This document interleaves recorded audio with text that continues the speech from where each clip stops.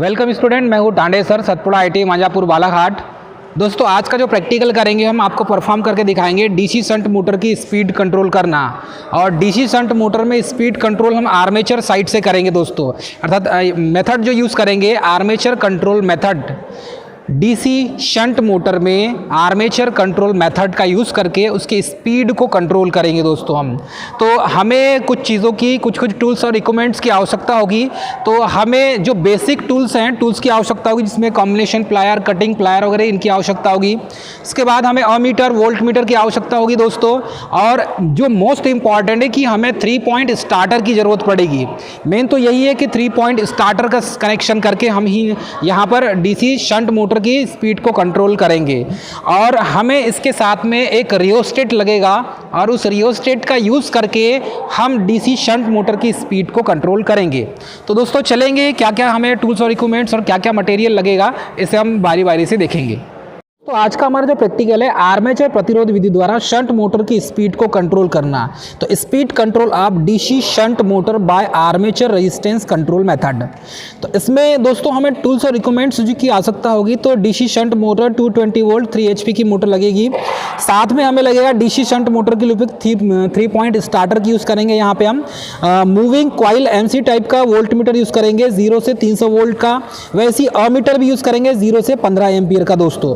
Megger use करेंगे 500 volt का और टेस्ट लैम्प का यूज़ करेंगे दोस्तों। उसके साथ में रियोस्टेट मोस्ट इंपॉर्टेंट, इसके बगैर दोस्तों स्पीड कंट्रोल नहीं होगी। तो रियोस्टेट का यहाँ पर यूज़ करना होगा हमें 200 ओम का और लगभग 15 एम्पियर की करंट लेगी। टेकोमीटर से स्पीड को आप मेजरमेंट कर सकते हैं और इसकी जो रेंज होती है 150 से 1500 RPM तक होती है दोस्तों। इंसुलेशन कटिंग प्लायर लगेगा, स्क्रू ड्राइवर की आवश्यकता होगी, इलेक्ट्रीशियन नाइफ की और PVC इंसुलेटेड जो है कॉपर केबल की हम 2.5 mm स्क्वायर का यूज़ करेंगे। फ्यूज तार यदि आपने लगाया है तो सर्किट के हिसाब से हम यहाँ पर लगाएंगे दोस्तों। अब देखेंगे यहाँ पर इसका सर्किट डायग्राम, क्योंकि मोस्ट इंपॉर्टेंट होता है दोस्तों सर्किट डायग्राम। क्योंकि जैसे ही सर्किट डायग्राम को आप समझेंगे, सर्किट डायग्राम पर ही बेस्ड होगा ये। तो सर्किट डायग्राम में देखेंगे दोस्तों, तो ये L+ है, लाइन का पॉजिटिव टर्मिनल हो जाएगा और ये निगेटिव टर्मिनल हो जाएगा। ICDP स्विच लगाएंगे बीचों बीच में पॉजिटिव और निगेटिव टर्मिनल के साथ में, और यहाँ पर लगा होगा फ्यूज़।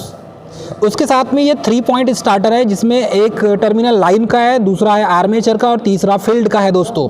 तो यहाँ पर आर्मेचर कंट्रोल मेथड है, आर्मेचर रेजिस्टेंस कंट्रोल मेथड में। तो यहाँ पर सबसे पहले जो लाइन वाला टर्मिनल है ये सीधे पॉजिटिव टर्मिनल से जुड़ जाएगा। उसके बाद ये जो आर्मेचर वाला जो टर्मिनल है इसमें अमीटर का यूज़ करेंगे 0 से 15 एम्पियर का। और ये जो रियोस्टेट है दोस्तों, यही रियोस्टेट के द्वारा ही स्पीड को कंट्रोल किया जाएगा। तो रियोस्टेट का मेन काम ये है कि आर्मेचर की जो करंट है उस करंट को जब हम कम कर देंगे, मतलब कि IA यदि कम हो जाएगी तो ये किस कारण से होगी, हमें R को बढ़ाना पड़ेगा। रेजिस्टेंस को बढ़ाएंगे तो आर्मेचर करंट ऑटोमेटिकली कम हो जाएगी और इस डीसी शंट मोटर की स्पीड कम हो जाएगी दोस्तों। यहाँ पर ये फील्ड वाइंडिंग है, इसे कहेंगे हम shunt field winding, shunt field winding. और शंट फील्ड वाइंडिंग यहाँ पर ये टर्मिनल हो जाएगा फील्ड से जुड़ी हुई। तो इसका डायरेक्ट कनेक्शन E1 और E2 टर्मिनल से हो जाएगा। फिर हम करेंगे यहाँ पर E2 को A2 से शॉर्ट कर देंगे दोस्तों, E2 से A2 को शॉर्ट कर देंगे और A1 के सीरीज में ही अमीटर और रियोस्टेट को जोड़ेंगे। ये जो रियोस्टेट है ये लगभग जो 50 ओम से लेकर, मतलब कि 50 ओम से ज़्यादा का भी लगा सकते हैं। यदि आपकी मोटर बड़ी है तो लगभग आप 200 ओम 250 ओम तक का लगा सकते हैं। छोटी मोटर है तो फिर आप रियोस्टेट कम रेंज का लगाएंगे। पैरेलल में अमीटर के पैरेलल में वोल्ट मीटर को कनेक्ट कर देंगे, जिसकी रेंज 300 वोल्ट तक होगी। और ये पैरेलल में पॉजिटिव नेगेटिव टर्मिनल आप इस टाइप से कनेक्शन करेंगे दोस्तों। A2 को E2 से शॉर्ट कर देंगे और A1 का जो टर्मिनल है वो रियोस्टेट से हो जाएगा। और रियोस्टेट का दूसरा जो वेरिएबल टर्मिनल होगा दोस्तों ये हो जाएगा अमीटर से, और अमीटर का टर्मिनल आर्मेचर से जुड़ जाएगा दोस्तों। इस तरीके से आपको कनेक्शन करना है और इस मेथड में डीसी शंट मोटर की स्पीड को कंट्रोल आप इस रियोस्टेट के माध्यम से कर सकते हैं। हम ये प्रैक्टिकल करेंगे डीसी शंट मोटर की स्पीड को कंट्रोल करना। तो ये डीसी शंट मोटर है और डीसी शंट मोटर में 4 टर्मिनल होते हैं। पहला A1 A2 का आर्मेचर के 2 टर्मिनल होंगे और शंट फील्ड वाइंडिंग के 2 टर्मिनल होंगे दोस्तों। इसके बाद देखेंगे तो इसका कनेक्शन इस टाइप से करेंगे कि यहाँ पर हमारे पास ये 3 पॉइंट स्टार्टर है। 3 पॉइंट स्टार्टर में यहाँ पर हम एक हो जाएगा पहला लाइन का टर्मिनल, दूसरा हो जाएगा आर्मेचर का और तीसरा हो जाएगा फील्ड का दोस्तों। अब ये तीनों जो कनेक्शन है वायर के, इन तीनों वायर के कनेक्शन को हम यहाँ इस टाइप से कनेक्शन करेंगे दोस्तों। तो हमारे पास यहाँ पर सबसे पहले पॉजिटिव प्लस वाला, मतलब कि ये रेड वाला जो है, 2 रेड वाले और एक ब्लैक वाला वायर है। तो ब्लैक वाले वायर का जो कनेक्शन है दोस्तों, ये सीधे आ जाएगा आपका, ब्लैक वाला वायर का जो कनेक्शन है ये सीधे दोस्तों यहाँ टर्मिनल पे आ जाएगा और ये टर्मिनल में किससे जुड़ जाएगा, लाइन के प्लस से। तो हमारे पास एसी को डीसी बनाने के लिए ब्रिज रेक्टिफायर है हमारे पास, हमने ब्रिज रेक्टिफायर का यूज़ किया है। तो एसी को डीसी यहाँ पर बनाया जा सकता है। तो यहाँ पर हम कनेक्शन इस टाइप से देखेंगे। इसका इनपुट और आउटपुट की यदि बात करें तो ये जो ब्लैक वाला जो साइड होगा दोस्तों, ये निगेटिव टर्मिनल होगा। ब्लैक वाला जो साइड है ये निगेटिव टर्मिनल होगा। और यहाँ पर देखेंगे ये जो है, जिस साइड वाइट वाला डायोड के साइड में वाइट वाला होता है, ये पॉजिटिव टर्मिनल बनेगा। तो ये हो जाएंगे आपके आउटपुट के टर्मिनल 2 हो जाएंगे दोस्तों। और ये जो 2 पॉइंट है ये इनपुट के टर्मिनल होंगे। तो यहाँ से एसी जाएगा, ये दोनों टर्मिनल में एसी जाएगा दोस्तों, और ये दोनों डीसी बना कर देगा। तो डीसी के लिए ये जो टर्मिनल हो जाएगा, यहाँ पर ये जो टर्मिनल हो जाएगा पॉजिटिव का हो जाएगा और ये टर्मिनल नेगेटिव का हो जाएगा। तो जो प्लस यहाँ पर ब्लैक वाला जो वायर आया है, ब्लैक वाला वायर यहाँ पर हमने देखो यहाँ से कनेक्शन कर दिया दोस्तों। तो ये ब्लैक वाला वायर इस पॉजिटिव टर्मिनल से जुड़ जाएगा, ठीक है, और ये वाला जो वायर है ये नेगेटिव टर्मिनल से जुड़ जाएगा। तो जैसा सर्किट डायग्राम है, सर्किट डायग्राम के हिसाब से हम यहाँ पर कनेक्शन करेंगे।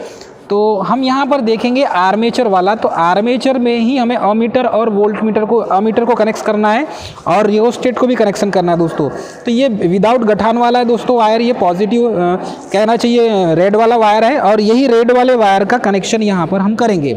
तो रेड वाले वायर का कनेक्शन करने के पहले देखेंगे दोस्तों हम यहाँ पर, तो यहाँ पर कनेक्शन इस टाइप से करेंगे कि, तो दोस्तों ये वाला जो है रेड वाला वायर सीधे आएगा, आर्मेचर वाला जो टर्मिनल है वो सीधा रेड वाला वायर आएगा दोस्तों। इसमें अमीटर जुड़ेगा पहले, और अमीटर के साथ में उसके साथ सीरीज़ में दोस्तों इस रियोस्टेट को जोड़ेंगे हम। तो ये रियोस्टेट है, इस रियोस्टेट का यूज़ करेंगे हम। ये रियोस्टेट की वैल्यू को यदि बढ़ाएंगे घटाएंगे दोस्तों तो इस मोटर की स्पीड कंट्रोल हो जाएगी। तो ये इसका जो टर्मिनल, इसका दूसरा जो टर्मिनल निकलेगा ये सीधे अमीटर, आर्मेचर से, अमीटर होती हुई रियोस्टेट से होती हुई आर्मेचर के A1 से जुड़ जाएगा दोस्तों। ये हमने यहाँ से कनेक्शन कर दिया। उसके बाद हम देखेंगे फील्ड वाइंडिंग का। तो ये जो फील्ड वाइंडिंग का दोस्तों ये F लिखा हुआ है, फील्ड वाइंडिंग का ये जो वायर है रेड वाला, इसमें गठान लगा हुआ है दोस्तों। ऐसा ही वायर जो है ये सीधे विदाउट एनी प्रॉब्लम के दोस्तों सीधे फील्ड वाइंडिंग से जुड़, तो ये वायर दोस्तों ये गठान बंधा हुआ था, ये सीधे स्टार्टर से होती हुए फील्ड वाइंडिंग में आ गया। तो फील्ड वाइंडिंग का ये जो वायर है ये सीधे आ गया, और एक वायर लाइन का आया दोस्तों, रेक्टिफायर में लगा दिए।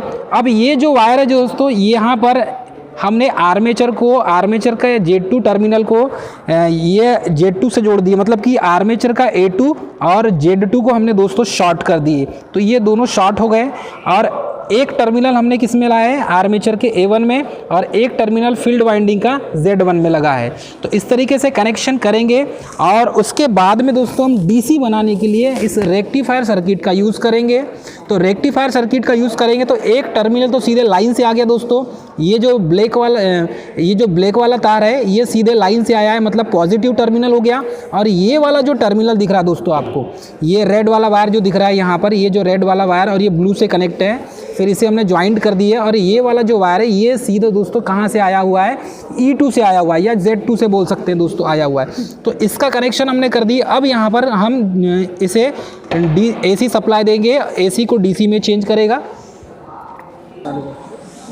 तो दोस्तों हमने यहाँ पर पावर सप्लाई ऑन कर दिया, और जैसे ही सप्लाई ऑन करेंगे तो ये जो डायोड है ये डायोड AC को DC में चेंज कर देगा। अब यहाँ हम देखेंगे इसको स्टार्ट करके। तो स्टार्ट करने के लिए हमें सीधे हैंडल को, 3 पॉइंट स्टार्टर के हैंडल को हमें मूव करना होगा, घुमाना होगा। दोस्तों हमने यहाँ पर 3 पॉइंट स्टार्टर का हैंडल को घुमाएंगे, मूव करेंगे। तो ये हमने डायरेक्ट यहाँ पर अब मूव करना स्टार्ट कर दिया 3 पॉइंट स्टार्टर का। तो ये हैंडल सीधे NVC कॉइल से चिपक जाएगा। अब यहाँ पर यदि हम देखें तो हमारे जो मोटर है ये मोटर स्टार्ट हो गई है। आप देख सकते हैं हमारी मोटर ये रोटेट करना चालू कर दी है।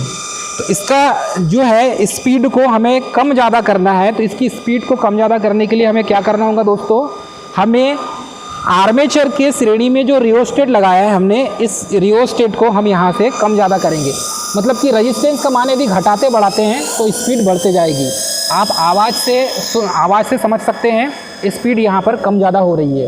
तो देखिए, यदि हमें इसकी स्पीड को कम करना है तो स्पीड को कम करने के लिए हमें क्या करना होगा दोस्तों, रेजिस्टेंस को बढ़ाना होगा। इस तरीके से बढ़ाएंगे तो स्पीड कम हो जाएगी। क्लियर है दोस्तों, समझ में आ रहा है सभी को। और यदि हमें स्पीड को बढ़ाना है तो इस रियोस्टेट को कम करना पड़ेगा, मतलब रेजिस्टेंस को कम करना होगा। जब रेजिस्टेंस को कम करेंगे तो नियम ये है, यदि आप आर्मेचर रेजिस्टेंस, इसमें रेजिस्टेंस को आप कम करते हैं तो आर्मेचर करंट बढ़ जाती है और मोटर की स्पीड बढ़ जाती है। उससे जा रहा हूँ। तो दोस्तों यहाँ पर इस टाइप से हम इसका कनेक्शन कर सकते हैं। ये कनेक्शन हो गया और ये स्पीड को हम यहाँ पर इस टाइप से कम ज़्यादा कर सकते हैं दोस्तों। तो ये जो मेथड हो गई, ये हो गई आर्मेचर कंट्रोल मेथड। तो आर्मेचर के सीरीज़ में हमने रेजिस्टेंस लगा दिया, तो ये इसका नाम हो गया आर्मेचर रेजिस्टेंस कंट्रोल मेथड। क्या कहेंगे दोस्तों इसे हम, आर्मेचर रेजिस्टेंस कंट्रोल मेथड। दोस्तों यहाँ पर इस प्रकार हम डीसी शंट मोटर की स्पीड को कंट्रोल कर सकते हैं आर्मेचर रेजिस्टेंस कंट्रोल मेथड के माध्यम से। तो यहाँ पर हमें देखने मिल रहा है, ये आपके सामने रखा हुआ है दोस्तों 3 पॉइंट स्टार्टर। और इस 3 पॉइंट स्टार्टर में इस मोटर को, यदि इसको, ये जो ट्रिपिंग प्लंजर है ये दिख रहा होगा आपको, यदि मोटर को हमें क्या करना है, ओवरलोड की कंडीशन में इसमें अत्यधिक मात्रा में जब करंट फ्लो होगी तो ये ट्रिपिंग प्लंजर को अपनी ओर खींच लेगा। तो यदि हमें ट्रिप करना है तो ये ट्रिप करके मैं आपको दिखाता हूँ। ये जो हैंडल है ये आप 0 पोजीशन में आ जाएगा। तो इस तरीके से ये जो मोटर है ये ट्रिप हो जाएगी। तो ये स्टार्टर को ट्रिप करने का तरीका इस टाइप से दोस्तों, ये भी आप इसे सीख सकते हैं।